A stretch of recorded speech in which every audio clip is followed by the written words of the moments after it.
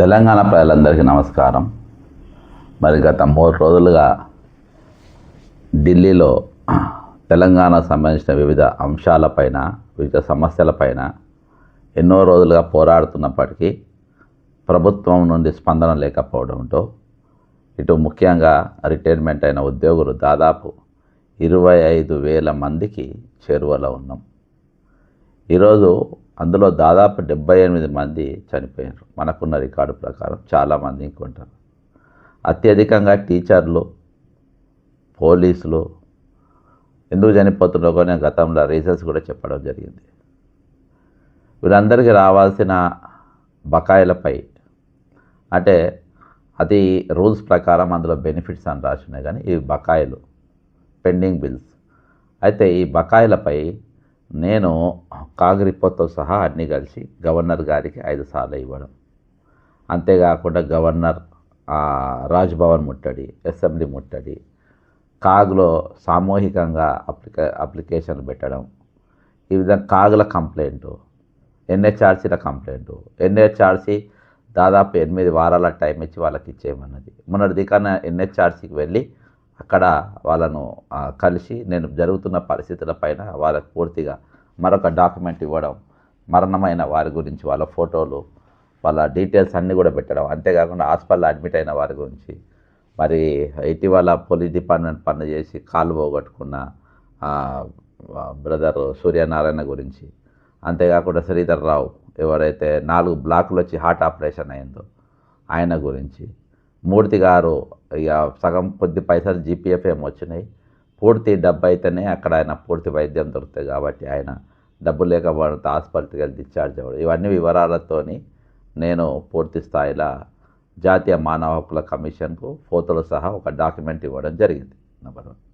అంతేకాకుండా నిన్నటి దినాన రాష్ట్రపతి గారికి మరియు ప్రధానమంత్రి గారికి, నిర్మలా సీతారామన్కు వీళ్ళందరూ కూడా వినతి పత్రం ఇచ్చింది.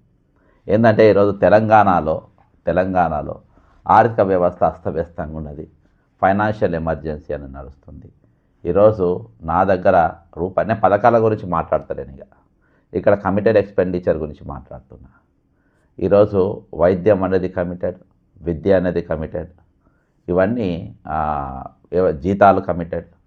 కాబట్టి కమిటెడ్ ఎక్స్పెండిచర్ పైన ప్రభుత్వం దాటవేస్తుంది కాబట్టి చర్యలు తీసుకోవాలి. ఒకసారి మీరు 360 ఆర్టికల్ను పరిశీలించండి. ఫైనాన్షియల్ ఎమర్జెన్సీ వచ్చినప్పుడు తెలంగాణ మీరు ఏం తీసుకోవాలనేది తీసుకోండి. ఎందుకంటే గవర్నర్ గారు కూడా కొత్త గవర్నర్ పక్కన పెడతాం, పాత గవర్నర్ గారు 5 సార్లు రీప్రజెంటేషన్ ఇస్తే పట్టించుకోకపోవడం, అపాయింట్మెంట్ ఇవ్వకపోవడం, దానిపైన ఒక ఫ్యాక్చువల్ రిపోర్ట్స్ ఇంతమంది మరణించినా, ఇంతమంది ఆసుపత్రుల పాలైనా కాగ్ రిపోర్ట్లో ఉన్నది. ఈరోజు వాళ్ళకు ఇవ్వాల్సిన కమిటెడ్ బడ్జెట్ ఇది రాజ్యాంగ విరుద్ధమ పైసలు ఆపితే, కాబట్టి వాళ్ళ డబ్బు వాళ్ళకు వెంటనే ఇవ్వాలనే ఆలోచన ఈరోజు గవర్నర్ గారికి కూడా లేకపోవడం, గవర్నర్ గారు ఆ రిపోర్టు రాష్ట్రపతి గారికి పంపి, రాష్ట్రపతి గారు ప్రధానమంత్రి సెక్రటరియట్ పంపి వాళ్ళు ఇమ్మీడియట్గా యాక్షన్ తీసుకొని వీళ్ళ డబ్బులు వీళ్ళ చెల్లించే అవకాశం. కానీ ఇక్కడ గవర్నర్ గారు గవర్నర్ డ్యూటీ చేయలేదు, ముఖ్యమంత్రి గారు ముఖ్యమంత్రి డ్యూటీ చేయలేదు, చీఫ్ సెక్రటరీ గారు చీఫ్ సెక్రటరీ డ్యూటీ చేయలేదు, ఫైనాన్స్ సెక్రటరీ గారు ఫైనాన్స్ సెక్రటరీ డ్యూటీ చేయలేదు. కాబట్టి ఈరోజు అనివార్య పరిస్థితుల వల్ల ఈరోజు ఢిల్లీకి రావడం జరిగింది, ఢిల్లీని సంప్రదించడం జరిగింది. అంతేకాకుండా ఈరోజు ఎవరైతే మరి ఈపీఎస్ 95 వాళ్ళు 3 రోజుల పాటు ధర్నా జంతర్ మంతర్ దగ్గర పెట్టిండ్రో, అందులో నేను మన తెలంగాణ మరణించిన వారు, హాస్పిటల్లో ఉన్నవారు, అంతేకాకుండా ఇండ్లు డెమాలిష్ అవుతున్నటువంటి వారు, ఇండ్లు పోగొట్టుకుంటున్నవారు, ఉద్యోగాలు రానివారు, ఆత్మహత్యలు చేసుకున్నవారు అన్ని ఫోటోలు పెట్టి అక్కడ ఒక డెమాన్స్ట్రేషన్ ఇవ్వడం జరిగింది. అంతేకాకుండా నేను దినాన మరి తెలంగాణ భవన్లో ప్రెస్ మీట్ కూడా పెట్టడం జరిగింది.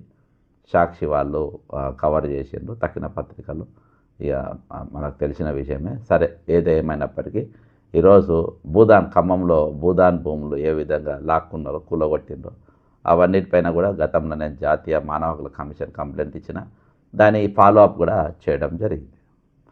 ఇది పూర్తిగా ఈరోజు తెలంగాణ ఉన్నటువంటి ముఖ చిత్రం. కాబట్టి తక్షణము తెలంగాణలో ఫైనాన్స్ ఎమర్జెన్సీ అనేది విధించాలి. ఇక దీన్ని ఎప్పుడైతే నేను ఢిల్లీలో అడుగుపెట్టినో, నాతోని కొంతమంది రిటైర్డ్ ఎంప్లాయీస్ ఉన్నారు ఇక్కడ, చాలామంది పూర్తి నిఘా అనేది నా పైన ఉన్నది. నేను ఎక్కడ ఉంటున్నా, ఎక్కడికి పోతున్నా, ఏందని దీన్ని డైవర్ట్ చేయడానికి దీన్ని డైవర్ట్ చేయడానికి. ఆల్రెడీ మానవ హక్కుల కమిషన్ అక్కడ ఖమ్మంకు సందర్శించింది. వాళ్ళకి ఇవ్వాల్సిన పైసలు వాళ్ళకి ఇవ్వాలి, వాళ్ళకు పట్టాలు ఇవ్వాలి. భూదాన్ మాజీ చైర్మన్ కూడా వాళ్ళకు పట్టాలు ఎప్పుడో ఇచ్చినామని చెప్పడం జరిగింది. అది దానం ఇచ్చిన భూములు. దాని మీద నేను ఫీల్డ్ మీదకి పోయినా, జరిగిన సంఘటనల పైన పెట్టిన. అంతేకాకుండా పొంగులేటి నియోజకవర్గంలో మరి ఏదైతే ఆయన దగ్గర అక్రమ మైనింగ్ జరుగుతుందో దాదాపు 100 ఎకరాల భూములలో ఏ విధంగా మరి దాని వేస్టేజ్ అక్కడ పడేస్తుందో, డంప్ పడేస్తుందో అది చూపించిన. అంతేకాకుండా పొంగులేటి శ్రీనివాసరెడ్డి గారు ఫంక్షన్ హాల్ ఎక్కడ కట్టి ఉన్నది, దాని వెనుక ఉన్న ప్రభుత్వ స్థలం ఎంతెంత ఉన్నది అని చెప్పి ఇవన్నీ కూడా చూపించిన.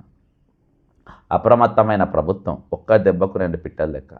ఒకటి ఇవన్నీ కూడా తుడిచిపెట్టుకోనికి, రెండవది ఢిల్లీలో కంప్లీట్ డైవర్ట్ చేయడానికి అడికోర్ ఇన్ఫ్రాస్ట్రక్చర్, అడికోర్ మాఫియా. నేను గతంలో చెప్పిన ఈ అడికోర్ కంపెనీ ఎవరిదంటే, నేను మాటికి చెప్తా ఉన్నా, అడికోర్ అంటే ఎవరిదంటే అది రేవంత్ రెడ్డి గారు, కల్వకుంట్ల కవిత గారు, రేవంత్ రెడ్డి గారి బామ్మర్ది సుజన్ గారు, కవిత గారికి అత్యంత సన్నిహితురాలైనటువంటి వింజుల మందుల గారు, వీళ్ళు నలుగురు కలిసి పెట్టినటువంటి కంపెనీ అది. తర్వాత పార్ట్నర్స్ అయినారు.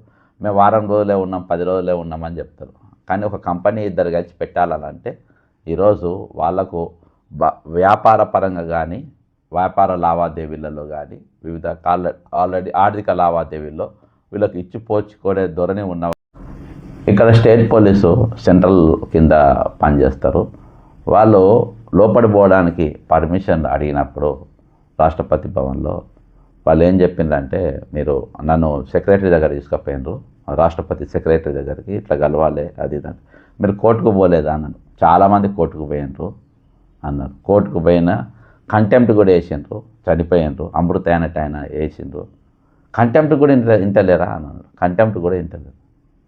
క్యా హో గయా తెలంగాణ మే, క్యా హో రహా హై తెలంగాణ మే అంటే ఇక్కడ మొత్తం సిండికేట్ నడుస్తూ ఉంది అని చెప్తే పాపం వాళ్ళ దగ్గర ఉండి తీసుకుపోయాను. రాష్ట్రపతి భవన్ ముందు ఎక్కడ కూడా ప్రెస్ మీట్లు పెట్టడానికి కానీ ఏది కానీ ఎవరు కూడా ఎక్కడ కూడా అవకాశం లేదు. ఇప్పటిదాకా ఎవరిని చూసింది ఎవరు, ఎక్కడ ప్రెస్ మీట్ ఎక్కడ కూడా పెట్టనీయలేదు. కానీ పోలీసు వారు చనిపోయిన వాళ్ళు అత్యధికంగా పోలీసు వారు చనిపోతుండ్రు అని వాళ్ళ ఫోటోలు కూడా చూపించిన.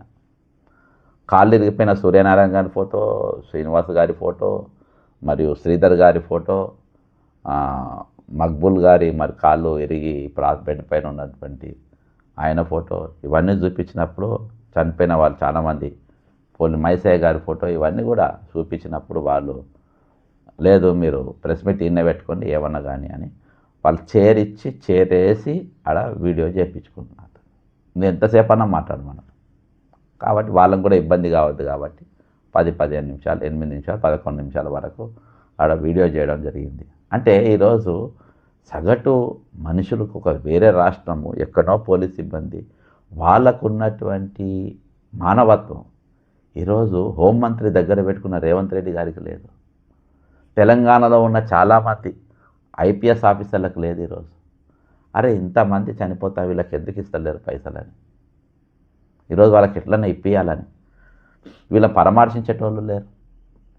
డిపార్ట్మెంట్లో ఇట్లా ఈ విధంగా జరిగితే వాళ్ళు పోయి పరామర్శించే ఒక ఖమ్మం జిల్లాలో ఒక్క దగ్గర జరిగింది, తక్కిన ఎక్కడ కూడా పరామర్శలు లేవు, వాళ్ళు కలవడాలు లేవు, ఏవి లేవు. ఈరోజు టీచర్ల పరిస్థితి అదే.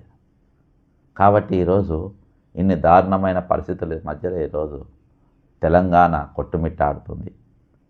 ఖచ్చితంగా ఈరోజు అప్రమత్తంగా ఉండాల్సింది ప్రజలు. తెలంగాణ ప్రజానీకం చాలా అప్రమత్తంగా ఉండాలి. ఈరోజు నిన్నటిదాకా దూషించిన వారు ఈరోజు వాళ్ళను నెత్తిగా ఎక్కించుకునే పరిస్థితి. ఇదో డైవర్ట్ చేయడానికి నిన్న నేను నిరుద్యోగులది కూడా పిటిషన్లు పెట్టిన. ఈరోజు మా మధు పార్క్ వాళ్ళది పిటిషన్లు పెట్టిన, గవర్నర్ గారు రాష్ట్రపతి గారికి ఇచ్చింది. అంటే అన్రెస్ట్ అనేది ఎక్కడెక్కడ ఉందో అన్రెస్ట్ మీద ఉన్నది. ఒకటి రిటైర్డ్ ఉద్యోగులు, నిరుద్యోగులకు 4,000 నిరుద్యోగ వృత్తి ఇస్తామని ఇవ్వలే, 2 లక్షల పోస్టులు ఇస్తామని ఇవ్వలే, జాబ్ క్యాడర్ ఇవ్వలే అనేది నా దాంట్లో పూర్తిగా ఉన్నది. అంతేకాకుండా దాని అంశం నేను హైదరాబాద్ పోయిన తర్వాత దాన్ని పూర్తిగా నేను చదువుతా. అంతేకాకుండా ఈరోజు ఏదైతే భూదాన్ ఇండ్లు ఖమ్మంలో కూలగొట్టిందో దానిపైన, ఈరోజు భూములు గుంజుకునే దానిపైన, ఈ విధంగా అన్ని అంశాలపైన ఇది ఫైనాన్స్ ఏదైతే ఇదేందో అంతేకాకుండా సిపిఎస్ ఎవరైతే ఈరోజు సిపిఎస్ పెన్షన్ రాకుండా ఉన్నదో మన కంపల్సరీ పెన్షన్ స్కీమ్ కింద ఉన్నదో వాళ్ళ గురించి ఓపీఎస్ కింద మారుస్తామని ఇవన్నీ కూడా మాటలు తప్పినాయి. తక్కిన వాగ్దానాలు అవన్నిటిపైన కలిపి కూడా రాష్ట్రపతి గారికి నా వినతి పత్రం ఇవ్వడం జరిగింది, ప్రధానమంత్రి గారికి కూడా ఇవ్వడం జరిగింది. అవన్నిటిపైన నేను పూర్తిగా అందులో ఉన్న ప్రతి అంశం పైన నేను హైదరాబాద్కి వచ్చిన తర్వాత పూర్తి వివరంగా చెప్తా. ఇలా 3వ రోజు కూడా ధర్నా కొనసాగుతుంది. ఖచ్చితంగా ఈరోజు ఆపోజిషన్ పార్టీలు అనేది పూర్తిగా విఫలైనాయి కాబట్టి ఈరోజు ముఖ్యంగా BRS, BJP, ruling government, communist పార్టీలు, ఎంఐఎం పార్టీలు ఇవన్నీ కూడా రిటైర్మెంట్ బెనిఫిట్స్ ఇప్పించడంలో కానీ లేకుంటే డెమాలిషన్ అవుతుంటే ఇండ్లు ఆపడంలో కానీ ఈరోజు నిరుద్యోగులకు అన్యాయం జరుగుతూ అంటే అక్కడ ఆత్మహత్య ఎవరు కూడా కానరాకపోయినప్పుడు ఖచ్చితమైన పరిస్థితులలో మరి మేము ఢిల్లీకి రావడం, అంతేకాకుండా ఈరోజు రాష్ట్రపతి గారిని, ప్రధానమంత్రి గారిని, ఫైనాన్స్ మినిస్టర్కు, అంతేకాకుండా మానవ హక్కుల కమిషన్కు ఈ విధంగా జంతర్ మంతర్లో ధర్నాలు ప్రజల దృష్టికి తీసుకెళ్లడం, అన్ని విషయాలలో పూర్తి స్థాయిలో మేము ఈరోజుగా మా వంతు ప్రయత్నం మేము పూర్తిగా చేసినాం. ఇప్పటికైనా ఆపోజిషన్ పార్టీలు మీ యొక్క పాత్రను మీరు పూర్తి స్థాయిలో నిర్వహించాలని కోరుకుంటున్నా. అంతేకాకుండా మీరు తెలంగాణ ప్రజలకు నా విజ్ఞప్తి ఏంటంటే ఈరోజు ఈ కోవర్ట్ పాలిటిక్స్తోని మనం అప్రమత్తంగా ఉండాలి. నిన్నటిదాకా అధికారంలో ఉన్నారు, నిన్నటిదాకా ఎన్ని చేయాలనో అన్ని చేసిన వాళ్ళు ఎంత ఈరోజు అడికోర్ ఎవరైతే రేవంత్ రెడ్డికి అడికోర్ పార్ట్నర్గా ఉన్న కవిత గారి యొక్క ప్రోగ్రామ్, కవిత గారికి దగ్గర చేరిన వాళ్ళందరూ కూడా రేవంత్ రెడ్డికి దగ్గరున్న వాళ్ళే. గతంలో బీఆర్ఎస్కు వీళ్ళంతా వ్యతిరేకంగా పనిచేసిన వాళ్ళు ఈరోజు వాళ్ళందరూ కూడా కవిత దగ్గర చేరుతున్నారు. రేవంత్ రెడ్డి దగ్గర ఉన్న వాళ్ళు కవిత దగ్గరికి చేరుతున్నారు అని అంటే కవిత దగ్గరికి ఎవరు పంపుతున్నారు?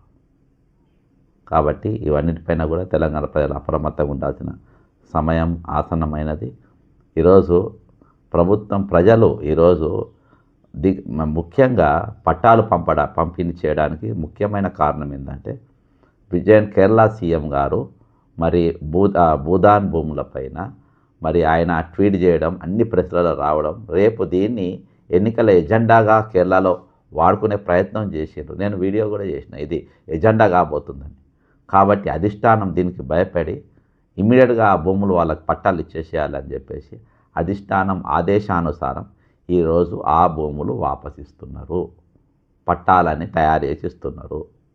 కాబట్టి ఇది అంతా ఒక పెద్ద కుట్ర. దీనిపైన ఇవన్నిటిపైన మనం గమనించుకుంటే అప్రమత్తంగా ఉండాలని కోరుకుంటున్నా. ఖచ్చితంగా నేను పూర్తి వివరాలు హైదరాబాద్ పోయినాక ఇంకా మేము ముందుకు వస్తాను. దయచేసి నా విజ్ఞప్తి ఏంటంటే ఇంతవరకు ఈ ఛానల్ను సబ్స్క్రైబ్ కాని వారు బక్క జడ్సన్ ఫ్యాక్ట్ సబ్స్క్రైబ్ కండి. ఈరోజు ఎవరితోని అన్కాంప్రమైజ్గా పబ్లిక్ ఇష్యూస్ పైన నిరంతరం పోరాటం కొనసాగిస్తాం. జై తెలంగాణ, అమరవీరులకు జోహార్లు.